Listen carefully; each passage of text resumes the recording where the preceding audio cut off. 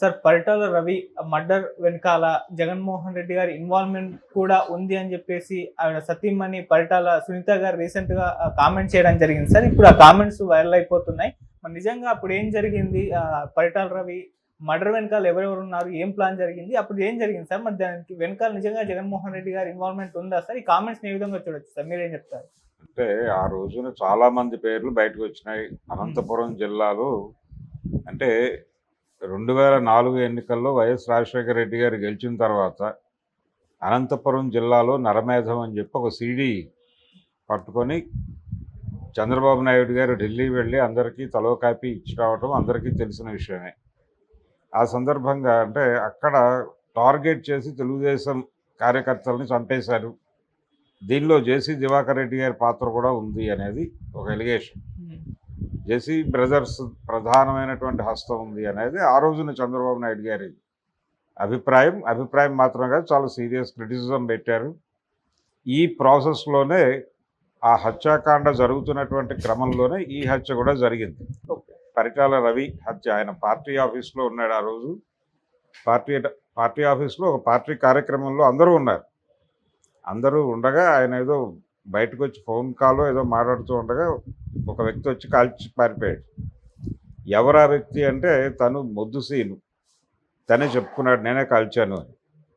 నేనే కాల్చాను, దేనికి కాల్చాను అనేది కూడా చెప్పుకున్నాడు. అతను దేనికి కాల్చాడు? అతను బావ కళ్ళల్లో వెలుగు చూడటానికి కాల్చాను అన్నాడు. ఎవరా బావ? మద్దెల చెరువు సూర్యనారాయణ రెడ్డి. మద్దెల చెరువు సూర్యనారాయణ రెడ్డికి మొద్దుసీనికి లింక్ ఏమిటి అంటే, ఇతను గుంటూరు జిల్లా, ఆయనేమో అనంతపురం. వీళ్ళిద్దరి మధ్య లింక్ ఏంటి? జైల్లో సంబంధం వీళ్ళిద్దరికి. ఇతను క్రిమినల్, ఇతను జైలుకి వెళ్ళినప్పుడు ఆయన పరిచయం. అక్కడి నుంచి ఈయనకి చాలా హెల్ప్ చేశాడని ఆయన కళ్ళల్లో ఆనందం చూడటం కోసం ఆయన కోరిక అయినటువంటి పరిటాల రవిని చంపాలి అనేటువంటి కోరికని తీర్చేశాను. నేను ఆనందం, మా బావ కళ్ళల్లో ఆనందం చూస్తాను, నాకు ఐఆమ్ హ్యాపీ అన్న పద్ధతిలో ఆయన వీడియో చేశాడు.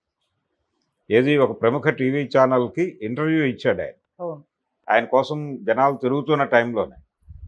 అయితే మద్దెల చెరువు సూర్యనారాయణ రెడ్డికి అలాగే పరిటాల రవి కుటుంబానికి మధ్యలో తరతరాలుగా వైరం ఉంది.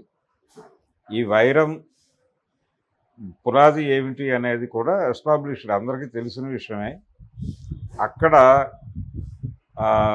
పరిటాల శ్రీరాములు గారి ఆధ్వర్యంలో మొదలైనటువంటి ఒక రకమైన శివాయిజమా భూములు అంటారు.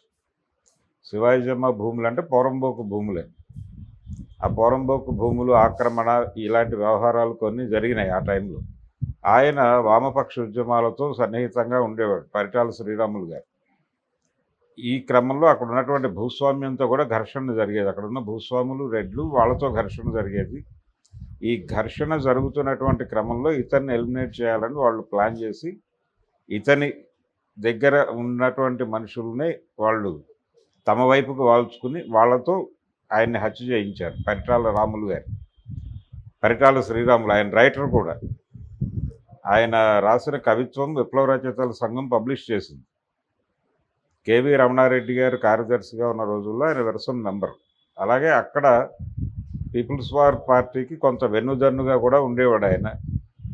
ఈ క్రమంలోనే అనంతపురం యూనివర్సిటీకి చెందినటువంటి కృష్ణారావు గారు, వీళ్ళు కృష్ణా జిల్లా నుంచి వెళ్ళి అక్కడ చదువుకుంటున్నటువంటి విద్యార్థులు కూడా ఈయనతో సంబంధాల్లో ఉండేవారు. ఈ ప్రాసెస్లోనే ఈ శివాయిజమ్మ భూముల పోరాటం జరుగుతున్న క్రమంలోనే పరిటాల శ్రీరాములు గారి అబ్బాయి పరిటాల హరి, అతన్ని పోలీసులు కాల్చి చంపేశారు. కాల్చి చంపేసిన తర్వాత పరిటాల రవి కొంత అంటే పార్టీలోనే ఉన్నాడు, కానీ అతనికి ఒక సంశయావస్థలో ఒక దశలో వచ్చాడు. ఎప్పుడు వచ్చాడు అంటే కరెక్ట్గా కొండపల్లి సీతారామయ్య గారికి అలాగే పార్టీలో గణపతికి మధ్యలో ఒక కాన్ఫ్లిక్ట్ నడుస్తున్నటువంటి టైంలో ఈయన ఎవరి సైడ్ ఉండాలి అనేటువంటి ఒక వ్యవహారంలో ఇటువైపు మొగ్గుతూ నెమ్మదిగా తెలుగుదేశం పార్టీలోకి ప్రయాణం చేశాడు పరిటాల రవి. ప్రయాణం చేసిన తర్వాత కూడా ఆయన అంటే ఒరిజినల్గా అక్కడ ఫ్యాక్షన్ ప్రోగ్రామ్ ఒకటి నడుస్తుంది. అంటే పరిటాల శ్రీరాములు గారిని హత్య చేసిన కుటుంబం మీద, మద్దెల చెరువు ఫ్యామిలీ మీద ఈయన రివెంజ్ ప్రోగ్రామ్స్ చేశాడు 2-3. అందులో భాగంగానే టీవీ బ్లాస్ట్ జరిగింది. వాళ్ళ ఇంట్లో టీవీ రిపేర్ అయితే వీళ్ళు బాగు చేసి అక్కడ పెట్టారు. అందులో బాంబు ఉంది. వాళ్ళ డ్రాయింగ్ రూమ్లో బాంబు బ్లాస్ట్ అయ్యి చనిపోయారు. అందులో మద్దెల చెరువు సూర్యనారాయణ రెడ్డి మదర్ చనిపోయింది. ఇవన్నీ ఉన్నాయి. ఈ క్రమంలోనే వీళ్ళని నిర్మూలించడానికి వాళ్ళని నిర్మూలించడానికి వీళ్ళు ప్రయత్నాలు జరుగుతూనే ఉన్నాయి అక్కడ. ఈ ఫ్యాక్షను, లెఫ్ట్ ఓరియంటేషను ఇవన్నీ లింక్ అయిపోయి పరిటాల రవి తెలుగుదేశం పార్టీలో చేరిన సందర్భంలో రామారావు గారు కొంచెం ఎక్కువ ప్రాధాన్యత ఇచ్చాడు. అతనికి ఎక్కువ ప్రాధాన్యత ఇచ్చి కార్మిక మంత్రిని చేశాడు. ఈ క్రమంలో నెమ్మదిగా అనంతపురం జిల్లాలో ప్రతి యాక్టివిటీని తన కంట్రోల్లోకి తీసుకునే ప్రయత్నం పరిటాల రవి చేశాడు. ఎప్పుడైతే ఈ ప్రాసెస్ జరుగుతోందో ఈ క్రమంలో వైఎస్ రాజారెడ్డికి అలాగే ఆయనకి అక్కడ కూడా వ్యాపారాలు ఉన్నాయి. కడపతో పాటు రాయలసీమలో చాలా ప్రాంతాల్లో ఉన్న వ్యాపార సంబంధాలు, ఇతర లావాదేవీల్లో భాగంగా రాజారెడ్డి గారికి అక్కడ కూడా లింకులు ఉన్నాయి. ఆయన పరిటాల రవితో కలిసి మాట్లాడి ఆయనతో భోజనం చేసినటువంటి సందర్భాలు కూడా ఉన్నాయి. ఇలా వీళ్ళ రిలేషన్ నడుస్తుండగా పార్టీకి సంబంధించిన రైవలరీ ఒకటి ఉంది. పార్టీ అనేది నామమాత్రం రాయలసీమలో ఫ్యాక్షనే, అంతకు మించి మరేం లేదు. రాజకీయ కమిట్మెంట్లు అలాంటివి ఏం లేవు.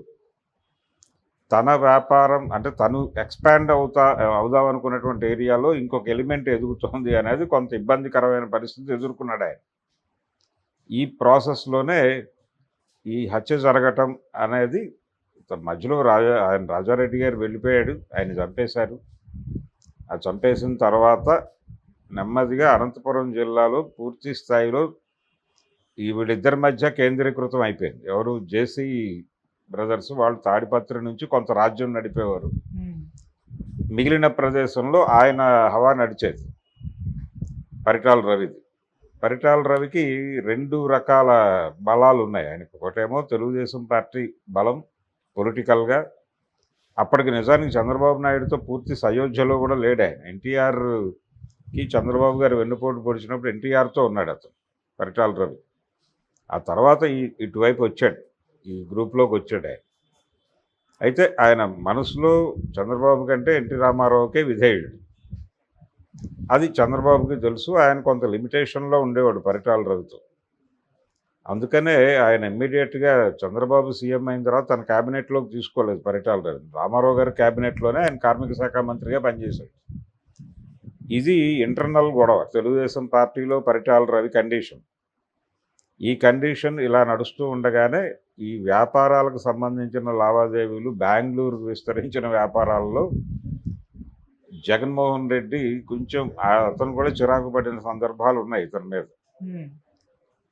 ఈ ప్రాసెస్లో 2-3 సందర్భాల్లో అతను ఎక్కడో మాట్లాడాడు. ఆ మాట్లాడినవి ఇవన్నీ తీసుకుని పరిటాల రవి హత్య జరిగినప్పుడు అసెంబ్లీలో చాలా పెద్ద ఎత్తున గొడవ జరిగింది. ఇందులో జగన్మోహన్ రెడ్డి పాత్ర ఉంది, అలాగే జేసీ దివాకర్ రెడ్డి గారి పాత్ర ఉంది. అప్పుడు మంత్రి ఆయన, పంచాయతీరాజ్ వ్యవహారాలే చూసేవాడు ఆయన. ఆయన మీద వీళ్ళ మీద ఆల్రెడీ అంతకుముందు పరిటాల రవి హత్యకు ముందు అక్కడ కొన్ని మర్డర్స్ జరిగినాయి అనంతపురం జిల్లాలో. ఆ హత్యలు ఎలా జరిగినాయి అనేది కూడా వీడియోలు ఉన్నాయి. ఆ వీడియోస్తో సహా కలిపి ఒక సీడీ చేసి పంపించారు ఢిల్లీకి. దాదాపుగా మొన్న జగన్మోహన్ రెడ్డి చేసింది అదే. కూటమి ప్రభుత్వం అధికారంలోకి వచ్చాక ఆయన ఢిల్లీ వెళ్ళి జంతర్ మంతర్ దగ్గర ధర్నా కార్యక్రమం, మమ్మల్ని 60 మందిని 600 మందిని చంపేశారని లిస్టు చెప్పాడు ఆయన. దాదాపు ఇలాంటిదే, ఈ లెవెల్లో కాదు కానీ ఇంకొంచెం గౌరవప్రదంగానే చంద్రబాబు నాయుడు వెళ్ళి అక్కడ ఈ విషయాన్ని ప్రజెంట్ చేసే ప్రయత్నం అయితే చేశాడు. అప్పటికింకా పరిటాల రవి హత్య జరగల, చంద్రబాబు ఢిల్లీ వెళ్ళే నాటికి. ఆ తర్వాత జరిగింది ఈ ఇన్సిడెంట్. జరిగినప్పుడు అసెంబ్లీలో వైఎస్ రాజశేఖర రెడ్డి మా తండ్రిని చంపిన వాళ్ళ మీదే నేనేమి ఇది తీసుకోలేదు, రివెంజ్ ప్రోగ్రామ్ ఏం తీసుకోలేదు, నేను ఫ్యాక్షన్ని వదిలేయదలుచుకున్నాను, దానికి ఎండ్ కార్డు వేయటం కోసమే నేను నా తండ్రి హంతకుల పట్ల కూడా నేను సానుకూలంగానే వ్యవహరించాను. కాబట్టి నా కొడుకు ఇన్వాల్వ్మెంట్ ఉందని అంటున్నారు, అలాగే మా క్యాబినెట్లో ఉన్నటువంటి మంత్రుల ఇన్వాల్వ్మెంట్ ఉంది అంటున్నారు. దీనికి సిబిఐ ఎంక్వైరీ అడుగుతున్నారు, నేను సిబిఐ ఎంక్వైరీ వేయటానికి నాకు ఏ అభ్యంతరము లేదు అన్నాడు ఆయన అసెంబ్లీలో.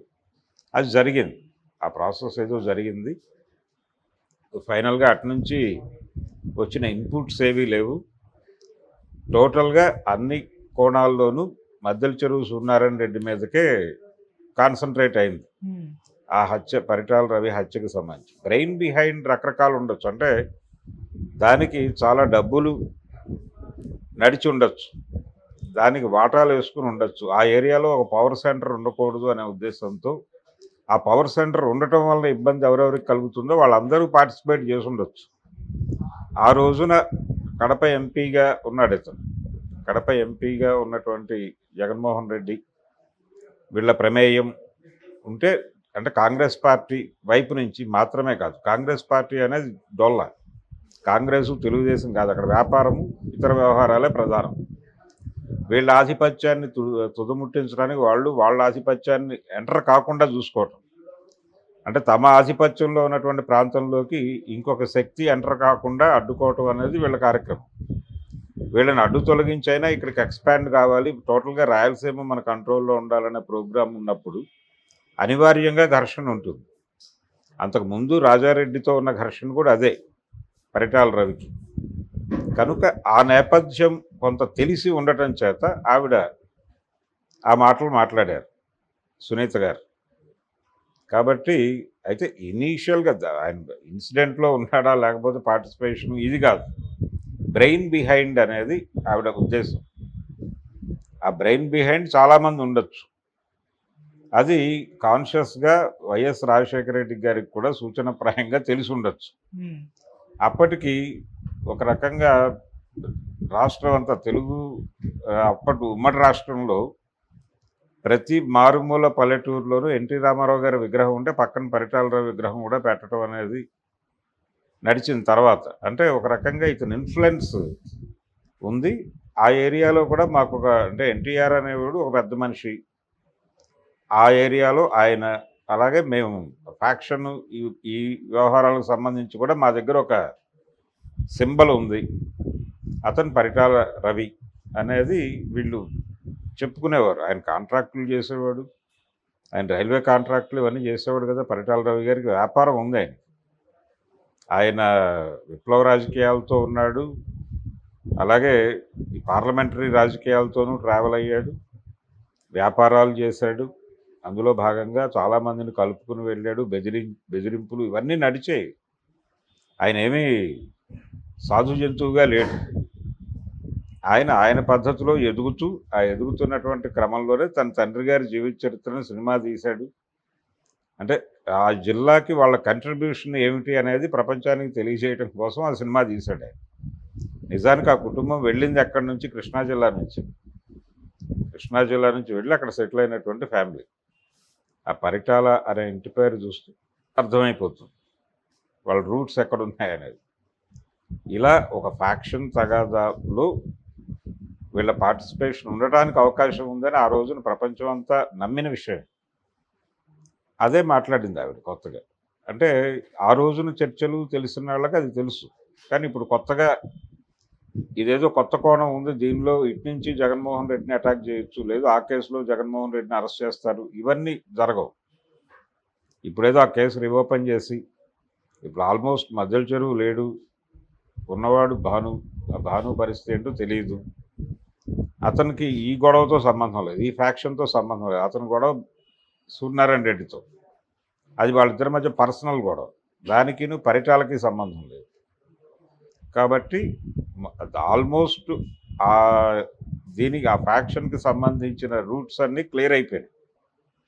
కాకపోతే ఆవిడ ఆవేదన వ్యక్తం చేస్తూ ఉన్నారు అంతే. ఆ ఆవేదన మీద కొంతమంది అయ్యో అని అంటారు తప్ప ఇప్పుడు లీగల్గా జరిగేది ఏం లేదు. దానిలో లీగల్గా జగన్మోహన్ రెడ్డికి వచ్చినటువంటి ఇబ్బంది ఏం లేదు. ఆ ఏరియాలో కూడా మాకు ఒక ప్రావీణ్యం ఉంది అని చెప్పుకోవడానికి ఆయనకు ఉపయోగపడుతుంది తప్ప చాలా ఆరోపణలు ఉన్నాయి ఇలాంటివి. సత్యం రామలింగరాజు గారి మీద ఆయన వైఎస్ సమక్షంలోనే చేయి చేసుకున్నాడు జగన్మోహన్ రెడ్డి అనే ఆరోపణ కూడా ఉంది కదా. చూసిన వాడు ఎవడు అనేది వేరే గొడవ, బయట సర్క్యులేషన్లో ఉన్న వాస్తవం అది. అంటే చాలామంది నోట నానిన మాట అది. ఈ మైటాస్ అనేటువంటి కంపెనీ చేతుల్లో నుంచి మెట్రో ట్రైన్ కాంట్రాక్ట్ బయటకు రావటము, అలాగే సత్యం కొలాప్స్ అవటం, సత్యం మీద ప్రెజర్ తీసుకురావటం రామలింగరాజు మీద, ఈ ప్రెజర్లో భాగంగానే ఆయన అంతర్ధానం కావాలంటే నిర్ణయించుకోవటం, సరెండర్ అయిపోవటం, ఈ గందరగోళం అంతా కూడా వీళ్ళ ప్రెజర్ వల్లనే జరిగింది అనే అభిప్రాయం చాలామందిలో ఉంది. ఈ ప్రాసెస్లోనే రామలింగరాజు మీద చేయి చేసుకున్నాడు జగన్మోహన్ రెడ్డి అనేటువంటి అభిప్రాయం కూడా ఉంది. ఇలా ఆయన దుడుకుతనము, ఆయన దుడుకు స్వభావానికి సంబంధించిన వ్యవహారాలు కథలుగా చెప్పుకుంటారు ఇప్పటికీ. అలాగే ఒక దశలో వైఎస్ రాజశేఖర రెడ్డి కూడా ఇతన్ని కంట్రోల్ చేయలేని పరిస్థితికి వెళ్ళిపోయాడు అనే మాట కూడా ప్రచారంలో ఉంది. ఇది టోటల్గా జగన్మోహన్ రెడ్డి గారి గురించి ఆయన ముఖ్యమంత్రి కావడానికి ముందు వైఎస్ బతుకున్న రోజుల నాటి కథలు. ఇవి కథలా నిజాలా అనే పక్కన పెడితే ఈయన మీద ఆ రోజుల్లో అసెంబ్లీలో గొడవ జరిగిన మాట వాస్తవం, వైఎస్ రెస్పాండ్ అయిన మాట వాస్తవం, అతని మీద దర్యాప్తుకి ఆదేశించిన మాట కూడా వాస్తవం. అదేమీ ప్రూవ్ కాలేదు, అయిపోయింది. ఆయన క్లీన్గానే ఉన్నాడు ఇప్పుడు. దీనికంటే ముందు జగన్మోహన్ రెడ్డి విద్యార్థి దశలో ఉండగా కూడా, ఆయన వ్యాపారాల్లో జస్ట్ ప్రవేశిస్తున్న దశలో కూడా ఆయన దగ్గర ఆయన రూమ్లో ఏవో బాంబులు దొరికినాయని ఒక కేసు పెట్టారు. అప్పుడు ప్రతిపక్షంలో ఉన్నటువంటి వైఎస్ రాజశేఖర రెడ్డి గారు అసెంబ్లీలో మాట్లాడుతూ ముక్కుపచ్చలారని పిల్లవాడిని బాంబుల కేసులో ఎలా పెడతారని చాలా దయనీయంగా మాట్లాడారు ఆయన ఆ రోజు. మాట్లాడుతూ నేనే ఎప్పుడు బాంబులు చూడలేదు, ఒకసారి ఎప్పుడో ఏదో పని మీద పోలీస్ స్టేషన్కి వెళ్ళినప్పుడు అక్కడ బకెట్లో ఏవో ఉన్నాయి, ఏమిటి అవి అని పోలీసులను అడిగితే బాంబులు అని చెప్పారు, అప్పుడు చూశాను అన్నాడు ఆయన. అది నిజమా కాదా అనేది వేరే గొడవ. ఇలా అంటే రూపాయి వైద్యుడిగా నేను ప్రజలకు సేవ చేసేవాడిని, డాక్టర్ని మాత్రమే నేను అని ఆయన తరచూ చెప్పుకునేవాడు. అయితే ఆయన కొంత సాధు స్వభావము ఇవన్నీ అభినయిస్తున్నాడు అనే అభిప్రాయం కూడా కొందరిలో ఉండేది. కానీ ఒక అందరినీ కలుపుకుని వెళ్ళే తత్వంతో ఉండేవాడు ఆయన. జగన్మోహన్ రెడ్డి కొంచెం సెక్టేరియన్గా వెళ్తాడు అనే అభిప్రాయం ఆ రోజు నుంచి ఉండేది. ఆ సెక్టేరియన్ ధోరణులకి భయపడే చాలామంది ఆయనతో పాటు ట్రావెల్ కాలేదు తర్వాత, ఎక్కడ ఇబ్బంది పడతాము అనే ఉద్దేశంతో. ఇది టోటల్గా ఆనాటి జగన్మోహన్ రెడ్డి గారి కథ, పరిటాల దానిలో ఆయన ఇన్వాల్వ్మెంట్కి సంబంధించిన వ్యవహారం. అంటే ఇప్పుడు ఈమె మరోసారి దీన్ని తెరపైకి తీసుకురావడం అంటే మన వ్యూహం ఉందా సార్? వ్యూహం ఏం లేదండి, ఇప్పుడు ఆల్రెడీ ఆయన ప్రతిపక్షంలో ఉన్నాడు, ప్రతిపక్ష హోదా కూడా దక్కని పరిస్థితుల్లో ఉన్నాడు. ఆవిడ అంటే ఇది సమ్మప్ అయిపోయింది, మద్దెల చెరువు సూర్యనారాయణ రెడ్డి మరణంతో ఇదంతా అయిపోయింది అని కాదు, ఇప్పటికీ మాకు ఇబ్బంది ఉంది. రాయలసీమలో ఇప్పటికీ ఒక ప్రమాదం